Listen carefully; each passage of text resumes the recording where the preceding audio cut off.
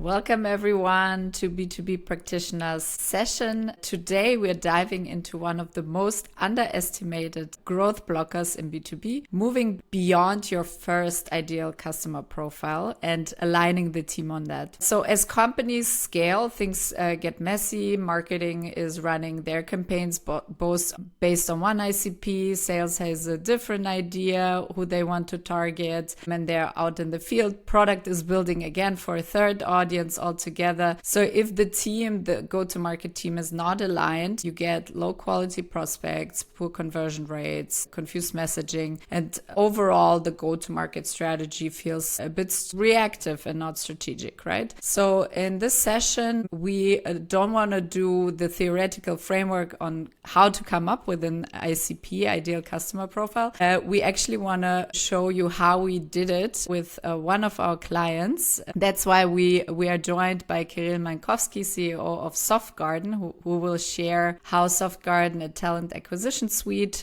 for the mid-market, tackled exactly that challenge. And I'm also joined by Rohr, who is my business partner and founder of B2B Practitioners. And together we help the team to tackle that. So maybe Kirill, can you share a little bit about Softgarden and what was your situation before the project? Yeah, great. First of all, thanks for inviting me, Anastasia, Norman. It was a great pleasure, first of all, to get you into the project and get you involved and help us with defining the ICP. So, and I would like to start with a bit of a history of Softgarden. Softgarden has been around for already more than 20 years, and it's one of the leading HR tech providers focusing on the automation of the recruitment process for HR companies. And, when I joined Softgarden a couple of years ago, there was not even such a discussion about the ICP, and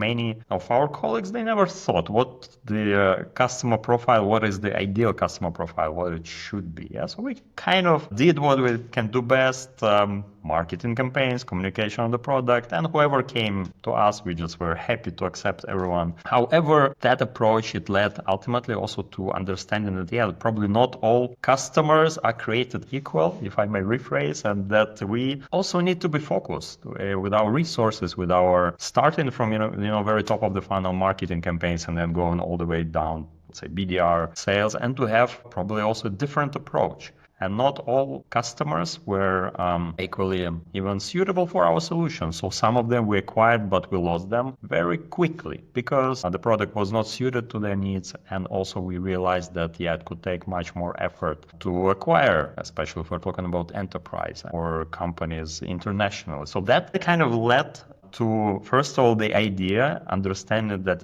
we need to be sharper, we need to be more focused. And this is where we quite, I think, accidentally first met in one of the SaaS events. And then that led to our discussion and conversation. And this is where you came and really helped us also with that definition, but also with the implementation.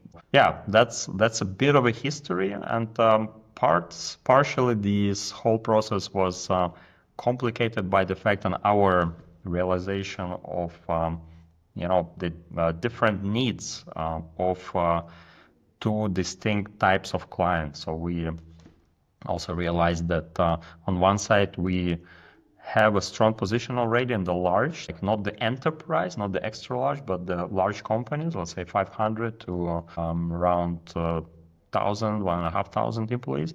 But then we saw an untapped opportunity in the mid-market. So that was also another piece of a puzzle, that we had to solve. And this is, I think, where you really helped us also to address that challenge. I would say it's still a journey. It's something that we keep on learning, but it's already a very good foundation for us, at least to have the framework, to have the base for the entire team to align everyone around this ICP concept. And I think for you, it was a special type of a situation as well, because you were already not, as you mentioned, not not early stage, right? You're already at 20 million ARR. So that's why you also decided to move past your kind of mid-market segment also into a more smaller or SMB segment type of thing. So please, if you're early stage, don't do that too early. It's not really recommended. But of course, if you once you reach the scale of Softgarden, it makes sense. Can you maybe then describe the approach you took? So how did you tackle this whole ideal customer challenge,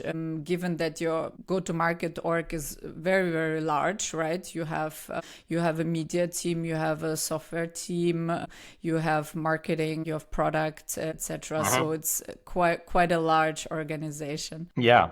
So you're absolutely right. So we also, in addition to that let's say ambition and our goal to move a little bit to the lower segment and to automate both the product and the process to address the companies, let's say from 50 to 250 employees, which are say more than 55,000 in Germany, and that we also have a fairly small market share in that segment. So we started, well, first of all, we started with looking into the data. So how big is the size of the opportunity? Does it make sense? And you raised it absolutely right. The question of whether you should go into that multiple segment strategy. Some companies struggle, so also really adjusting their product, their operations, whether they want to move from a very high touch and enterprise to SMB or vice versa. So that is difficult, but not impossible. There are a lot of examples when companies really start in a smaller segment and have a very needle sharp ICP and then expand it or have multiple ICPs with the different value propositions and potentially even different products or prices and even go-to-market strategies. So we looked into that, the data, where we stand, our market shares, our positions. We talked to customers and asked them, okay, why do they buy us? So what was the key reason to understand? So is it in product and service? And we also, with your help, we conducted these stakeholder interviews, trying to crystallize and to paint that picture of an ideal customer today. So who is buying us, for what reason? And that helped us, then after a series of workshops that also you have to run, to understand first on the level of a company, so whether it is the industry or the type of client. So we had some clients, even some products or modules that were dedicated, for example, to agencies. So when then we realized maybe this is not really our cup of tea, and that we started thinking even of whom should we talk, whom should we discard from the conversations. And that was also an interesting part of the discussion, cutting, defining the customers that are non-ideal. So it's a tough call. We don't want to reject clients who come to us and say, we want to buy, but it is important to understand, so this is an ideal customer and these companies should not be the priority. So the next step was, I would like to say that, we did not want to have just a strategy, but also then to move more from a theoretical and definition of a company than to specific personas. And this is also where I think you've helped us and done a good job in painting and defining, okay, this is the client, but in B2B, you don't talk to a virtual, company and some, let's say conceptual and theoretical Unternehmen, so the company or the organization. You talk to a specific person in that company. And based on the ICP, on its size and industry and situation, so that person is key. It can be an HR, it can be a director and CFO or the owner for smaller companies. And that was the next level of detail and the next level of the ICP definition. And all of this was done in a quite pragmatic way to help the team to visualize, to see, okay, whom should we talk to? Who is our ideal customer? Not just the company, but specific person, even with a name. So that represents, the kind of counterpart or person that. So not sure how you experience it, Norm, but when I think back when we first started talking to the team, what was really apparent was that the product team had a completely different lens than marketing, than customer success, than the sales team, right? So they were looking at the ICP rather from a user perspective, right? Than the sales team who was actually thinking in, okay, who am I talking to? Who is the decision maker? Who is the economic buyer, etc. And so that to bring that together, I think was quite difficult. Can you talk a little bit from, how you experienced the process as well? I actually found this quite intriguing. So I think the most valuable part of such a process was often when people start talking to each other. I think there was even the people on the ground versus the leadership had in the beginning a bit of a disconnect. Everyone was thinking from their lens how to drive the business forward. So I think for me, the first part is always get the people talking so that they can illustrate their perspective. The second thing that I found really interesting goes back to what Kirill said.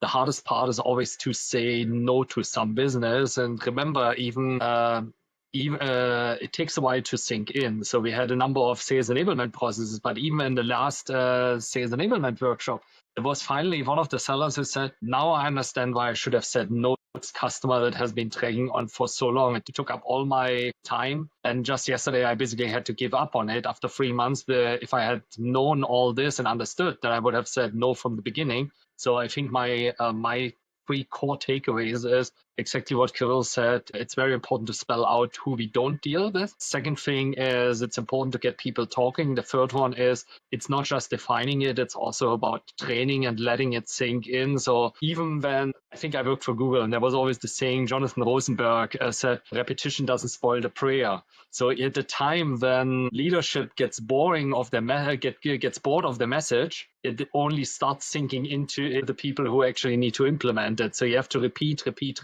until they actually use it. So I think it was quite an interesting process. It took a long time. But in the end today, everyone is aligned on the same page and can create impact. Yeah.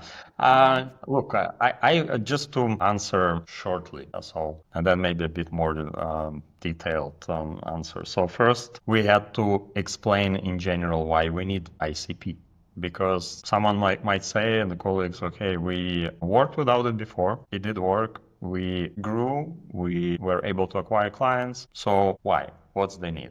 And this is where I think product was in the driver's seat, especially for the project of the light touch mode, as we call it. So addressing this medium segment where product had to do more to rebuild the customer journey, make adjustments on the product. So I think we're the first to face this question. Yes, okay, how are we going to deal with those 55,000 customers? Yeah, so you can't have the same approach as with the larger clients. You can't have hundreds of salespeople permanently calling and supporting our clients along the journeys, and they had to pretty much face this ICP question. Okay, if we are addressing the customer needs in that segment, we need to understand who they are, how to work with them. And I think this is where they were a bit ahead, while for the rest of the team, it was I think a journey, as you mentioned, understanding first of all the reason why we need that, but second, aligning. So understanding the perspective of product and marketing and sales and customer support, what impact and what difference it makes on each of these stages and levels of the customer journey. So what does it mean for marketing? If I have ICP and what impact it has on my marketing campaigns, on performance marketing, on my content, on activities that we do on a daily basis, from our own content versus the events, activities, webinars, topics that we choose. So that all, I would not say that we have fully implemented and embraced. We are actually now in process of even launching this new concept, which starts from pricing to changes on our product, on our onboarding process. But all of this is happening already with the understanding and definition of the ICP, keeping it in mind whenever we think of our activities and GTM. Then, this is like a base for all other activities. Yeah, I think, and it's super important to iterate. So this is basically the basis for the go-to-market strategy, right? So what we did, that's why we went actually through in the workshops that we did with the teams. We also went through the exercise of looking into the whole customer journey, what it means for each team, how would they structure their work so that those two segments, right, large and medium, they have two different go-to-market strategies. And what does that mean, right? So for the medium segment, it might mean that we want to go and not lose too much time from the team on the sales process, on onboarding, etc. While the large enterprise segment, of course, we are having a much more high-touch sales motion and a very personalized onboarding, right? So, and I think that was super important to make the team aware of on what does that mean if we define on company level, on persona level, these two segments, what does it mean for go-to-market?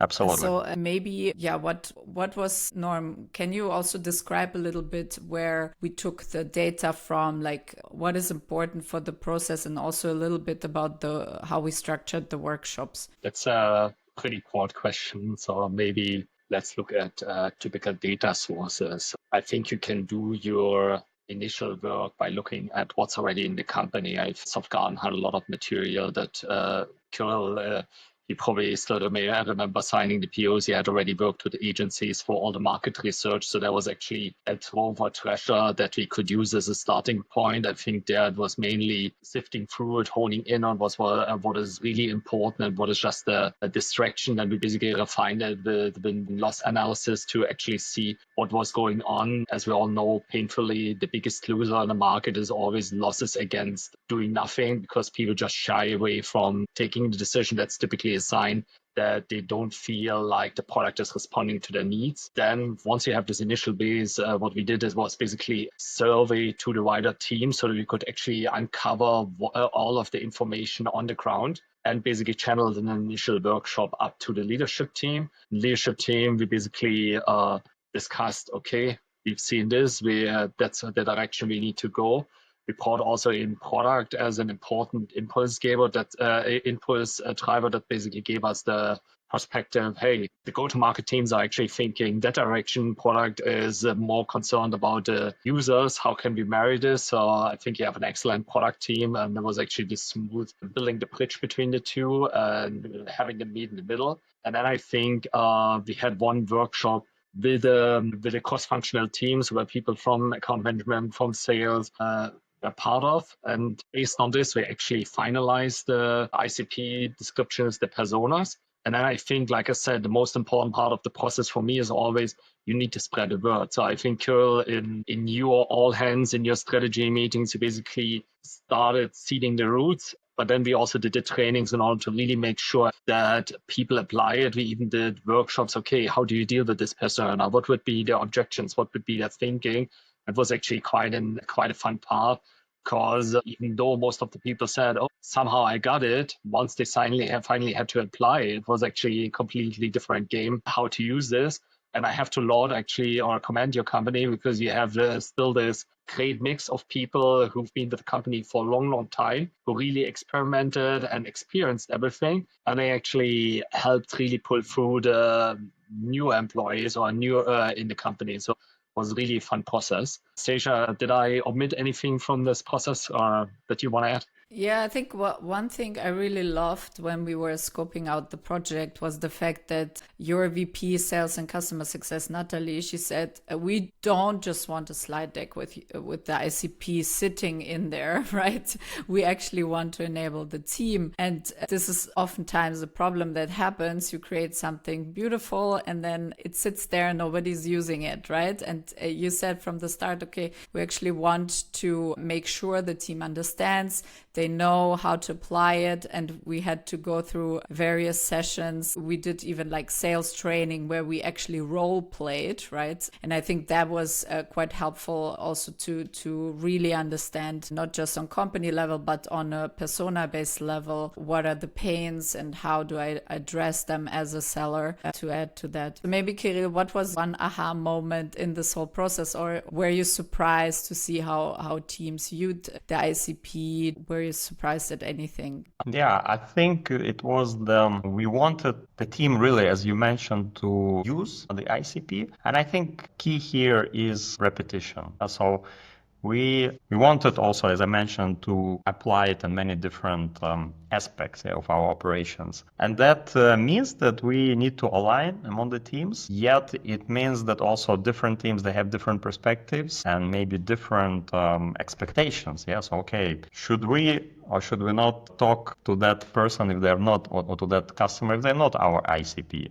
From the company perspective, of course, we should not. Yeah, but from the account management perspective, my neck is on the line. I need to achieve my targets. Maybe I should talk, right? So on paper, this looks very clear and understandable. But once you start implementing, you come across all those situations and corner cases where you say, yeah, I like the ICP concept, but I like the orders and MRR more. And that is, I think, a trick, yes, where you really have to be firm on one side in implementing this and following and walking the talk. On the other side, you have to be open-minded. And as we discussed, you should not cast it in stone and have those moments for review. Come back to this discussion and say, okay, guys, are we okay? Are we aligned? Should we keep it? Do we need maybe to adjust one or another position? Yes, in this whole process in the ICP definition. So I think it should not be done too frequently, because then it's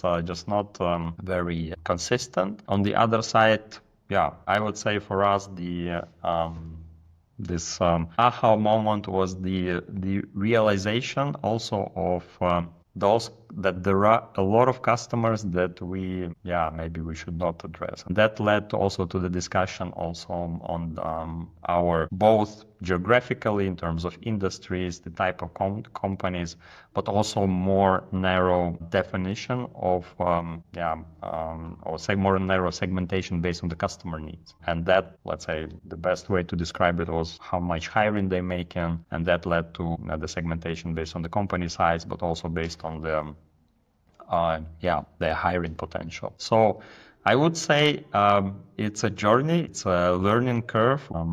Are talking to the team, and we would like to also redo this kind of exercise regularly to adjust our understanding of the market and how we stand, our product, our value proposition. So I think this is an ongoing process. And again, I would say repetition, once again, go through this, communicate, explain to the team, get feedback, do it one more time. This is key. I think without this, it will definitely just remain, as you mentioned, a slide deck, and will lead to misalignment. Yeah.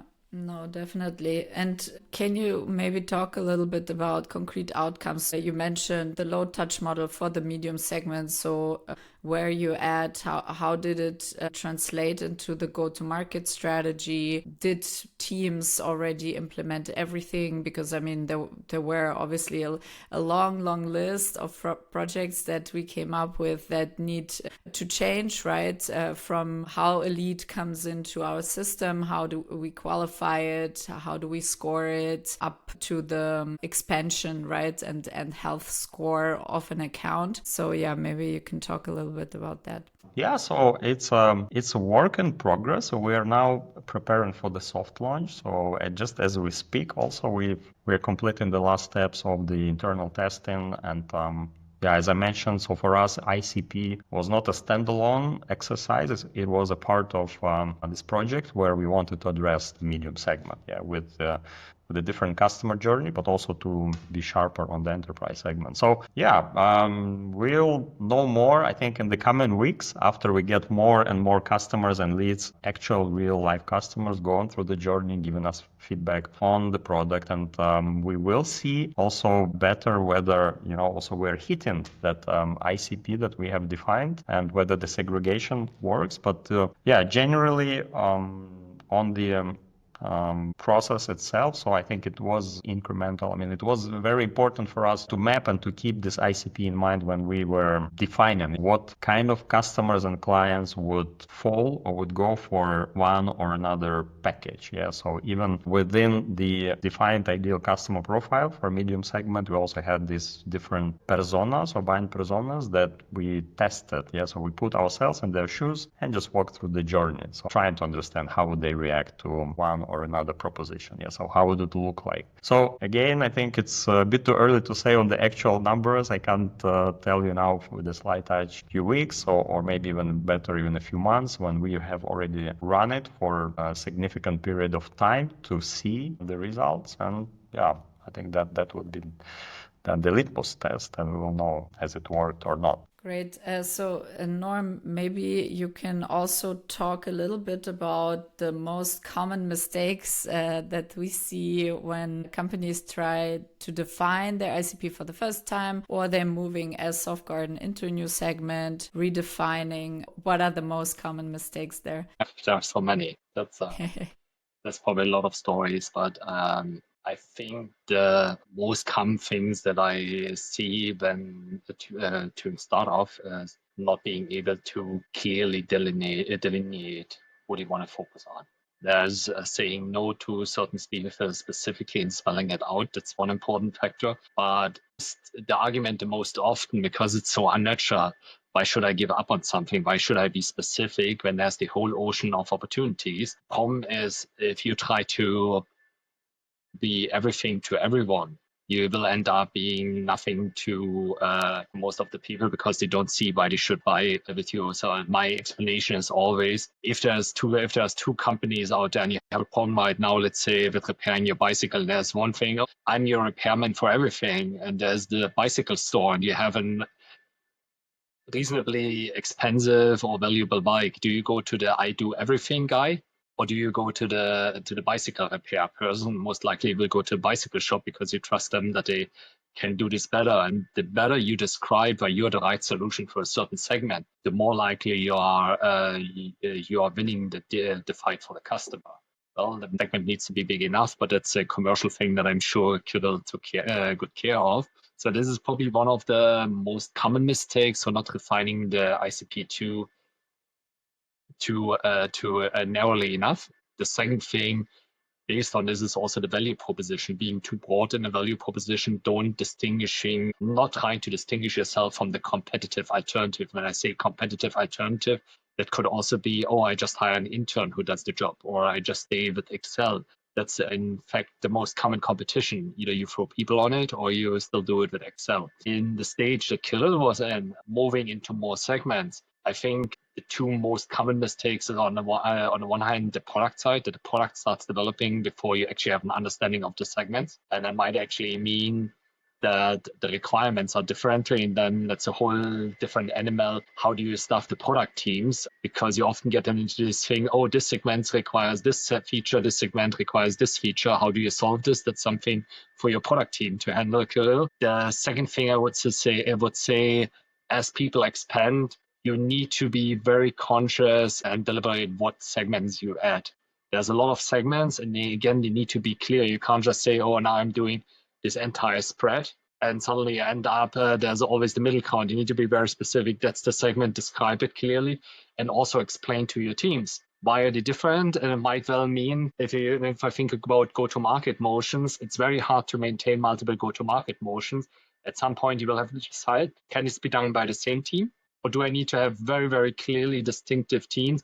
I think, Kirill, if I look at your team in the enterprise space, you also have the media component, which is a lot less relevant for in the mid-sized segment, or the SMB segment. So you really have to figure out how to double up the teams, how to pitch it, how does the process look like.